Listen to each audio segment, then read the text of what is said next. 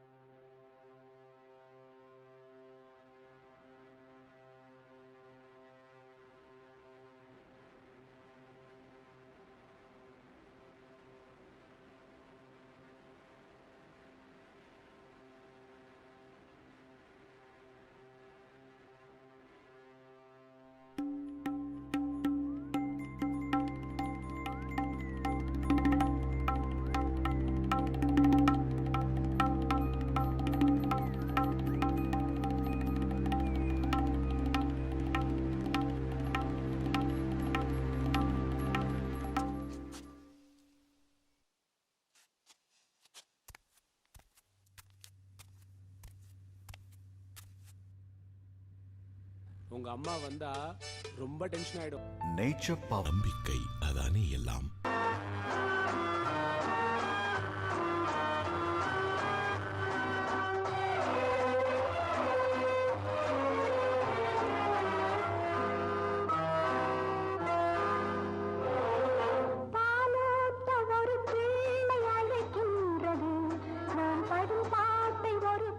அகில், எங்கடா போற? விளையாட போறேன்பா. சரி போ.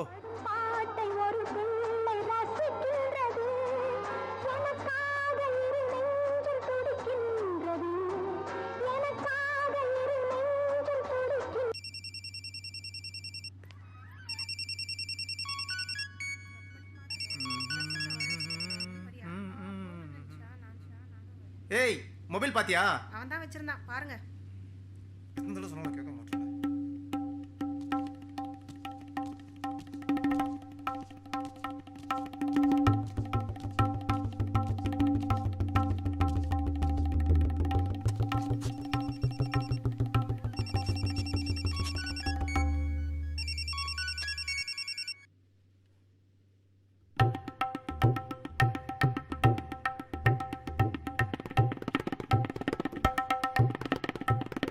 ஆமாமா, ஏன் போயிட்டு எங்க கேக்குதுங்க? அகில் எங்க? இப்பதான் கீழே போனா. ஏன்? ஒண்ணுல.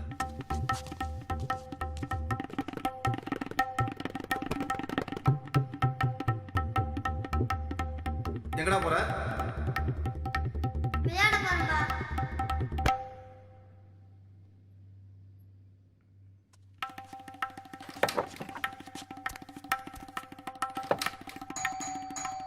அப்பா மொபைல்ல ஒரு கேம்ஸ் பார்த்தேன், அது உனக்கும் சொல்லி தரேன்.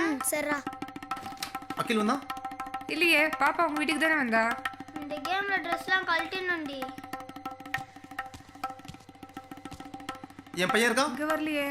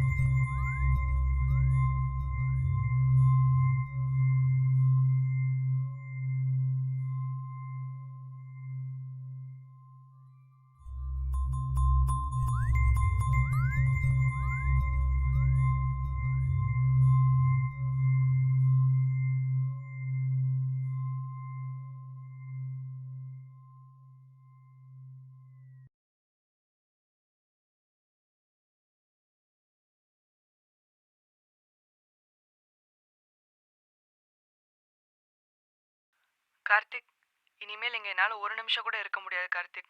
நீ எப்போ வந்து என்னை கூட்டிகிட்டு போகிற? ஓகே, நாளைக்கு நம்ம 2 பேர் மீட் பண்ணுவோம்.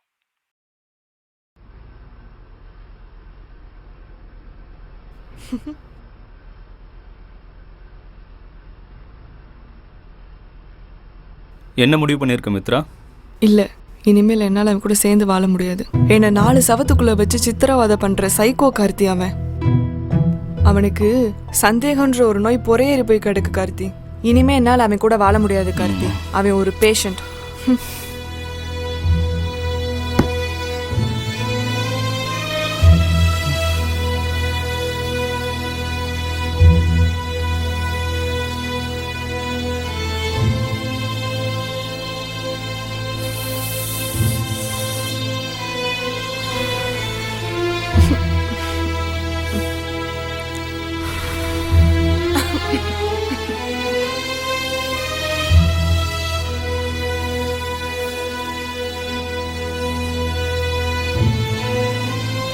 எனக்கு சிகரெட் போகனா அலர்ஜி கார்த்திக். நான் ஒரு செயின் ஸ்மோக்கர்.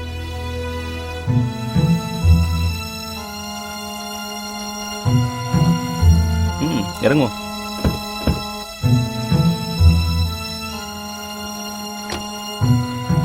அங்க போய் பேசிக்கலாம்.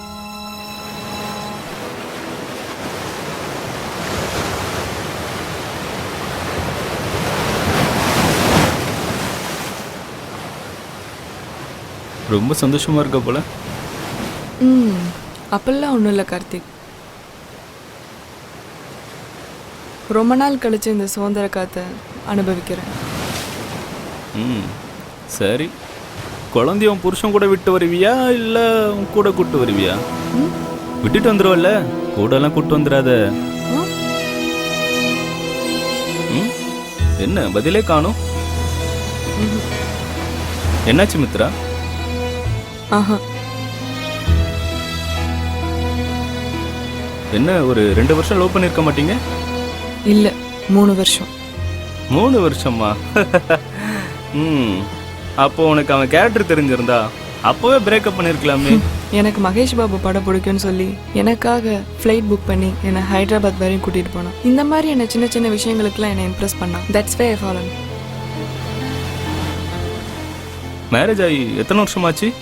6 வருஷம். பிஃபோர் மேரேஜில் இருந்த சந்தோஷம் ஆஃப்டர் மேரேஜில் இல்லை. அதை பற்றி என்னைக்காச்சும் யோசிச்சியா? எப்படின்னு சொல்லுவேன். ஒரு சில நேரம் சண்டை போடுறான், டென்ஷன் ஆகுறான், ஒரு வாரம் பேசாமல் கூட போயிடுவான். நீ சொல்கிறத பார்த்தா அவன் ரொம்ப மாறிட்டான்ல. பிஃபோர் மேரேஜில் உன்னை லவ் பண்ணுறது மட்டும்தான் அவனுக்கு வேலையாக இருந்துச்சு. ஆனால் ஆஃப்டர் மேரேஜ் குடும்ப பொறுப்பை சுமக்கிற கழுதை ஆயிட்டான்ல. கழுதையை யாருக்கு தான் பிடிக்கும்? அவன் கழுதையா இருந்தா என்ன, அவனை சுமக்கிற கழுதையா நான் இருக்கணும்? டாப் சிட்டியில் 3 பெட்ரூம் ஃப்ளாட், அந்த வீட்டுக்கு ஏற்ற கார், சிட்டியில் டாப் ஸ்கூலில் பொண்ணை படிக்க வைக்கணும், பாதி சொந்த பணம், பாதி லோன், பாதி கடன். சராசரியா 8 மணி நேரம் உழைக்க வேண்டிய மனுஷன் இப்போ 16 மணி நேரம் பணத்துக்கு பின்னாடி ஓடிட்டு இருக்கான். இதுக்கெல்லாம் காரணம் யாரு? நீ. தன் மனைவி குழந்தைய சந்தோஷமா வச்சுக்கிறவன் உன்னை சந்தேகப்படுவானா? அதுக்கு பேர் சந்தேகம் இல்லை, உங்க மேல வச்சிருக்க அக்கறை. அங்க கூட்டிட்டு போ, இங்க கூட்டிட்டு போ, அவன் பொண்டாட்டி எப்படி வச்சிருக்கான் பாருன்னு கம்பேர் பண்றதெல்லாம் நீங்க. மித்ரா, நீ ஒரு சுயநலவாதி. ஸ்வீட் கூட அளவுக்கு அதிகமாக சாப்பிட்டா திகட்டி போயிடும். இப்போ உனக்கு அவன் கூட வாழற வாழ்க்கை திகட்டி போச்சு.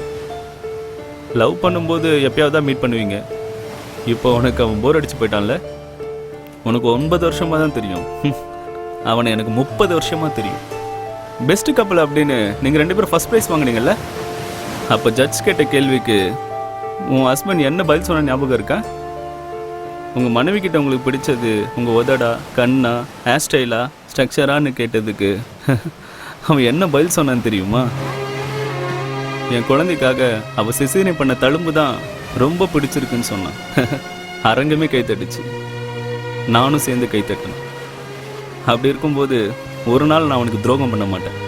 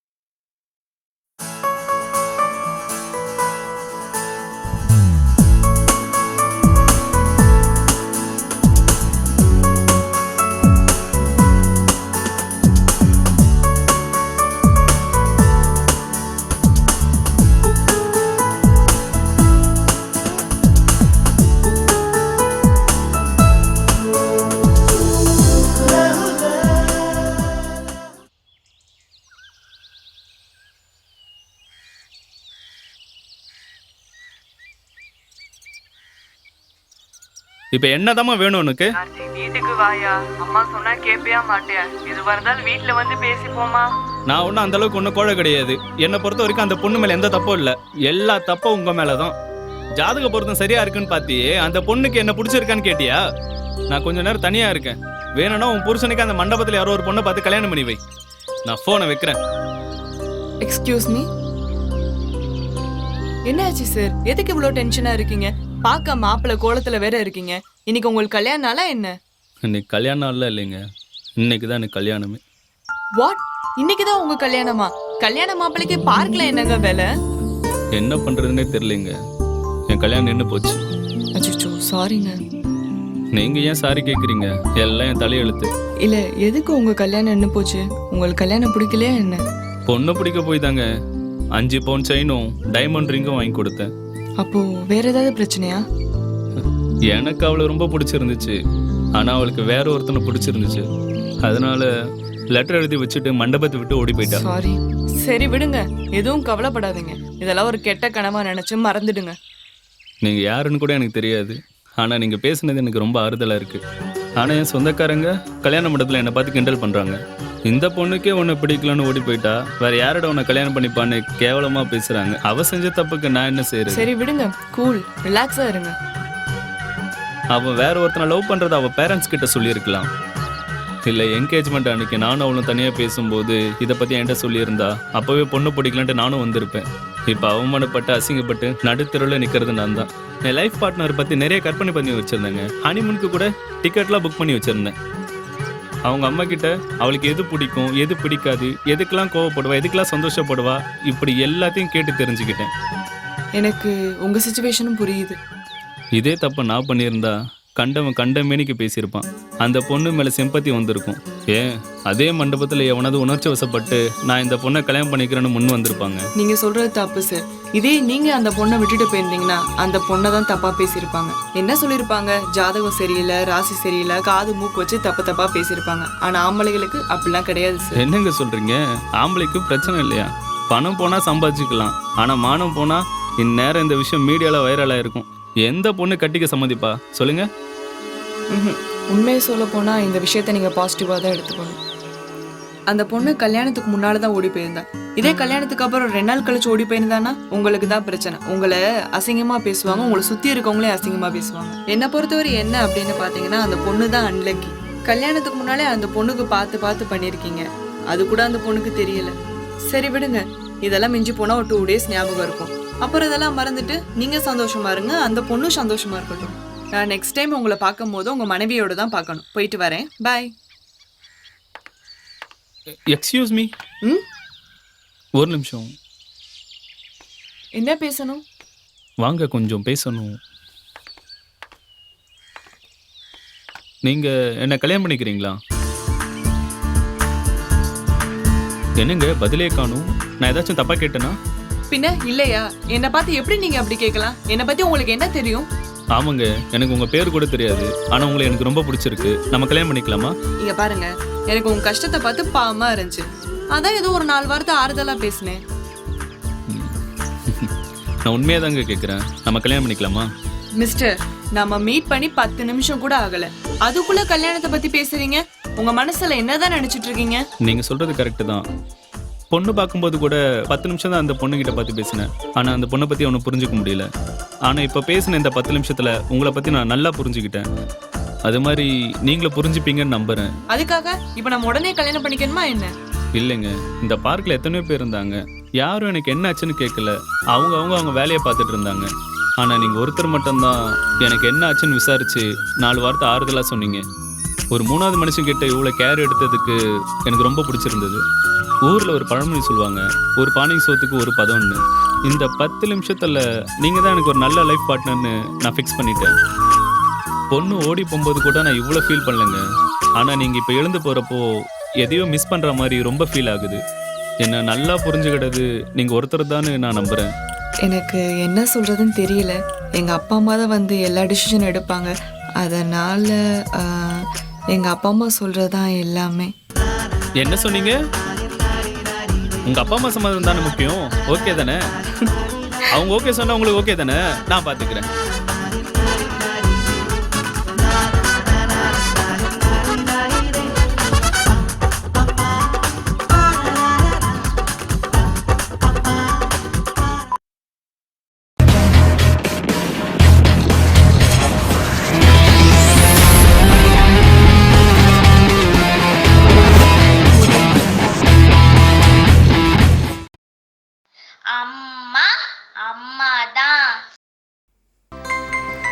என்னாச்சு? தோசை எவ்வளவு நேரம் சொல்ற? வரும் தோசை கரண்டி. சனியை முடிச்ச தோசை வேற வந்து தொலைய மாட்டேங்குது. சீ, இந்த முகரைக்கு தோசை வேற. தட்டை வைக்கிற வேகத்தை பார்த்தா பெருசா வெடிக்கும் போல் இருக்க. இன்னைக்கு என்ன குதிரை பட்டாசா யானை பட்டாசா? எருமை பட்டாசு. உன்ன மாதிரி பொண்டாட்டிகளுக்காக ஸ்பெஷலா தயார் பண்ணிருக்காங்களோ? இன்னைக்கு எனக்கு ஒரு முடிவு தெரிஞ்சே ஆகணும். முடிவு தெரியற மாதிரி ஒண்ணுமே நடக்கலடி. இன்னைக்கு உங்க அம்மாவை கொண்டு போய் காப்பகத்துல சேர்ப்பையா மாட்டியா? இதுக்கு மேல என்னால பொறுமையா இருக்க முடியாது. என்னடா மணி 9 ஆகுது, ஒண்ணுமே நடக்கலன்னு ஆச்சரியப்பட்டேன். ஒண்ணுண்டா வந்து நிக்கிறேன். ஊருக்கு போயிட்டு வர வரைக்கும் இங்க இருக்கட்டும், போயிட்டு வந்தே சேர்த்தரலாம். முக்கியமா நம்ம ஊருக்கு போறதுனாலதான் சொல்றேன் அவங்க இங்க இருக்க வேணான்னு. அப்படி என்னதாண்டி உனக்கு பிரச்சனை? நேத்து தான் 4000க்கு மல்லிகை ஜாமான் வாங்கி போட்டேன். நம்ம ஊருக்கு போற நேரம் பார்த்து அந்த மல்லிகை ஜாமானுக்குலாம் கால் முளைச்சிருச்சுன்னா? கால் முளைச்சிருமா? வாய் சேர்த்து முளைச்சாதானே கடையில போய் காசு வாங்க முடியும். அதை சொல்ல மறந்துட்டேன். அதுக்கு பதிலா உங்க அம்மாக்கு வாய் இருக்கே. வயிற்றுக்கு சோறு தின்றியா வேற ஏதாவது தின்றியா? யாராவது வீடு இருக்கிற மளிகை சாமான் கொண்டு போய் வெளியில கொடுப்பாங்களா? விட்ட வீடு இருக்கிற பாத்திரப்படத்தை கொண்டு போய் வித்துட்டான்னு சொல்லப்பட்டிருக்க. உங்க அம்மா ஏதோ பெரிய யோகிய மாதிரி பேசுற. வாங்கி வச்ச மல்லிகை ஜாமான் எத்தனை வட்டம் காணாம போயிருக்கு தெரியுமா? செருப்பு பிஞ்சிரும் பாத்துக்கோ. இவெல்லாம் ஒரு மனுஷனா? என்ன எப்படியான டார்ச்சர் பண்ணது? என் தலையெழுத்து.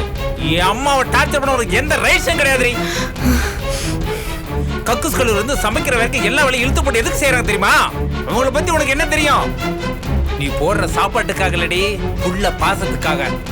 அவங்க இங்க செய்யற வேலையை வெளியில போய் செஞ்சாங்கன்னு வச்சுக்கோ, உன்ன மாதிரி 4 பேருக்கு சாப்பாடு போடுவாங்க. இந்த இத்து போன விளக்கெல்லாம் எனக்கு தேவையில்லை. இருக்க கூடாதுன்னா இருக்க கூடாதுதான்.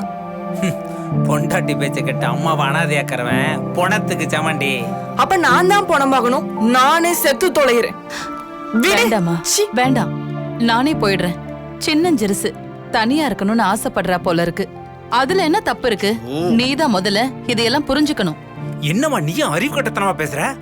நீதாண்ட அறிவு கட்டத்தனமா பேசிட்டு இருக்க. கல்யாணமாகி 1 வருஷம் கூட ஆகல, அதுக்குள்ள மாமியாரையும் புருஷங்காரனையும் அடிச்சு துரத்திட்டான்னு ஊருக்காரங்க இவ்வளவு காரி துப்பனுங்கிறியா?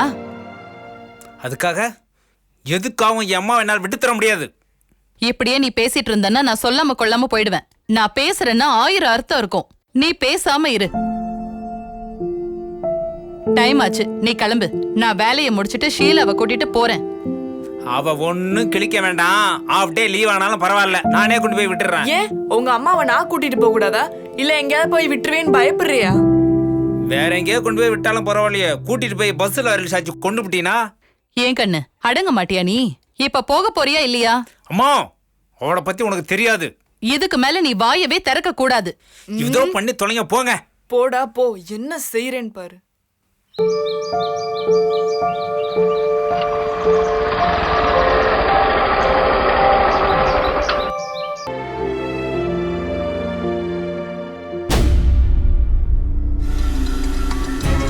இங்க என்ன எங்க அம்மாவுடைய போட்டோ இருக்கு? இது உங்க அம்மாவா? சரிம்மா. நான் கூட வந்தா கூச்சப்பட்டுக்கிட்டு என்ன பிடிக்கும்னு சொல்ல மாட்டாங்க. எல்லாத்தையும் பொறுமையா நிதானமா எடுத்து சொல்லி என்ன வேணும்ங்கறத கேளுங்க. சரிம்மா. நான் ஒரு 1 ஹவர்ல வந்து உங்களை பாக்குறேன். சரிம்மா சரிம்மா சரிம்மா. உங்க மருமக தான் பேசுனாங்க. அவங்களும் இங்க வர்றாங்களாம். உங்களுக்கு எது பிடிக்குமோ அதை சொன்னீங்கன்னா அதை நாம ஃபைனல் பண்ணிக்கலாம். ஐயா கொஞ்சம் வெயிட் பண்ணுங்க. என் சம்பந்தி அம்மாவும் இங்கதான் வந்து தங்க போறாங்க. அவங்க வந்த உடனே 2 பேரும் ஒரே மாதிரியே எடுத்துக்கிறோம். சரிம்மா. எங்க அம்மா இப்போ எங்க இருக்காங்க? தோ அங்க நிக்கிறாங்க பாரு. உனக்கு என்ன புத்தி கித்தி கேட்டு போச்சா? என்ன கேட்காம எதுக்கு நீங்க வந்த? சம்பந்தி அம்மா ஒரு நிமிஷம் நீங்க உள்ள இருங்க. ஐயா அவங்களுக்கு ஸ்ட்ராங்கா ஒரு காஃபி சொல்லுங்க. அம்மா அந்த அம்மாக்கு ஒரு ஸ்ட்ராங்கா ஒரு காஃபி கொடுங்க. அவளெல்லாம் செருப்பால அடிச்சு துரத்த விட்டுட்டு நீ எதுக்கு இங்க இருக்க? முத வா கிளம்புவோம். இங்க வாங்க மாப்பிள்ள. நிஜமாவே ஆயுசு உங்களுக்கு 100 தான். என்னத்த திடீர்னு இப்படி சொல்றீங்க? ஜோசிகாரன் ஏதாவது சொல்லி குழப்பிட்டானா? என் பொண்ணு கூட 9 மாசம் குடும்பம் நடத்தியும் உயிரோட இருக்கீங்களே மாப்பிள்ள. என் அத்தைக்கு தெரியுது கூட இந்த கவர்மெண்ட்டுக்கு தெரிய மாட்டேங்குது. அதுல சாச்சா இதுல சாச்சான்னு அவார்டு கொடுக்கறானு முட்டா பாயிலுவா. எனக்கெல்லாம் முதல்ல கொடுக்கணும். கவலைப்படாதீங்க மாப்பிள்ள, அடுத்த வருஷம் அவார்டு உங்களுக்கு தான். இவளெல்லாம் என் பொண்ணுன்னு சொல்றதுக்கே அசிங்கமா இருக்கு. இங்க பாரு, காப்பவன் கூட பார்க்க மாட்டேன். அப்படியே கொளுத்த நெரிச்சு கொன்றுவேன் பாத்துக்கோ. இங்க பாருடி, இந்த உருட்டல் மிரட்டல்லாம் என் அப்பாவி மாப்பிள்ளை கிட்ட செல்லும், என்கிட்ட செல்லுபடி ஆகாது. இனிமே நீ என் அம்மானே கூப்பிடாத. என்னத்த இப்படி சொல்றீங்க? ஏன் மாப்பிள்ள, ஒரு அத்தைக்காரிய கூட்டிட்டு வந்து இவ என்னென்ன பண்றா தெரியுமா? ஏசி ரூம் வேணாங்கறா, டிவி வேணாங்கறா, ஏன் நான்வெஜ் கூட வேணாங்கறா. முட்டை கூட வேணாங்கறா படுபாவி. ஐயோ அப்படியே சொல்றா? அப்படிலாம் ஆச்சரியப்படுறதுக்கு இது ஒன்றும் புதுசு இல்லாத. இதை விட ஹைலைட்டான விஷயம்லாம் நடந்திருக்குமே. எப்படி மாப்பிள்ள இப்படி கரெக்டா சொல்றீங்க? டீ காஃபி கூட வேணாங்கறா மாப்பிள்ள. இவளை இப்பவே டைவர்ஸ் பண்ணுங்க. நானே ஒரு நல்ல பொண்ணா பார்த்து உங்களுக்கு கல்யாணம் பண்ணி வைக்கிறேன். அம்மா அத என்னத்த இன்ப அதிர்ச்சிலாம் தரீங்க?